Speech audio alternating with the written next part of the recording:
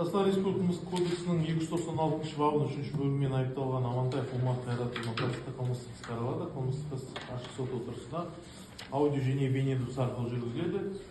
18 ақпан 2026 жылы сот отырысына келген қатысушыларды барлығы. Мемлекеттік айыптаушы Ибрагим, адвокат Өтемұратов, сотталушы Амантаев келген жоқ. Так, қатысушылар, сотталушы негізі сот отырысының уақытымен күнін біле тұра дәлелді себептермен келмеді. Біз қазіргі таңда үзіліс жариялаған болатынбыз. Бұл мүмкін кешігіп келе жатқан жөнінде. Алайда қазіргі таңда да сотталушы сот отырысына келмеген. Осыған байланысты пікірлеріңіз прокурор. Кодекстің 104 бабындағы талаптардың мәжбүрлі түрде оны сотқа алып кіру туралы қаулы шығару және сот мәжілісін кейінге қалдыру туралы. Так, отырыңыз. Сот қатысушылардың пікірін тыңдай отырып, орында қаулы етті.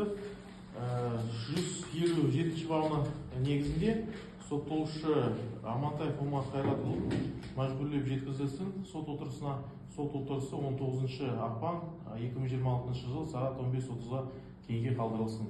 Себебі сотталушы Амантаев уақытын біле тұра сот отырысын болатын дәлелді себептермен келмеді, ешқандай дәлелін келтірмеді сотқа. Сол себептен ондай мүмкіншілік болды. Сот отырысына келген сол себептен 157 бабына сәйкес сот оны мәжбүрлеп жеткізу жөнінде қаулы шығарды.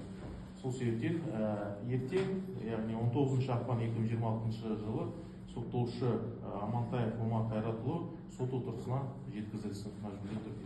Сот отырысы жабық деп жариялайды.